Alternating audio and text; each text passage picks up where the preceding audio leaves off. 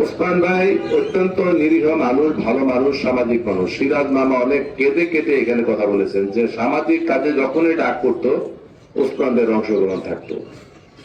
এই লোকটি দলের জন্য নিবেদিত ছিলেন, অত্যন্ত নিরহংকারী লোক ছিলেন এবং আমার সাথে আসতেই কথা হইতো, চা খাওয়াইতো, হাসি মুখে কথা বলতো, মোলাকাত করতো। কিন্তু হঠাৎ করে আজকে শুনলাম যে ইন্তেকাল করেছেন।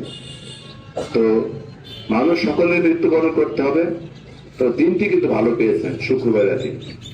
আর পাশে আরেকজন আমাদের সুলতানুদ্দিন আকন, উনিও এই গ্রামেরই মানুষ, উনিও ইন্তেকাল করেছেন, উনি এখানে ব্যবসা করতেন। সকলেরই এই সমাজে অবদান থাকে, পারিবারিক অবদান, সামাজিক অবস্থান, রাজনৈতিক অবস্থান, এটা থাকেই। আবার এই চলাফেরার মধ্যে মানুষের জীবনে ভুল ত্রুটি হতে পারে, মানুষ তো। আপনারা ওনাদের জীবনের সমস্ত ভুল ত্রুটি যদি করে থাকে কারোর সাথে ক্ষমা করে দিবেন।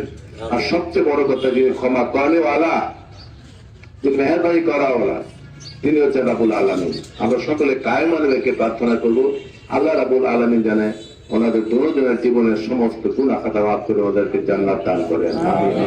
আর এই পরিবারের প্রতি আমি সহযোগিতা জ্ঞাপন করছি, আল্লাহ যেন তাদেরকে সবর করার তৌফিক দান করেন, ধৈর্য ধরার তৌফিক দান করেন এবং বাকি জিন্দেগি পরিবারের মধ্যে অভিভাবকহীন অবস্থায় যাতে তারা সহি সালামত ইজ্জতের সাথে সুন্দর সাথে নিরাপদে জীবন যাপন করতে পারে, এই তৌফিক এবং এই রহমত যাতে আল্লাহ দান করেন।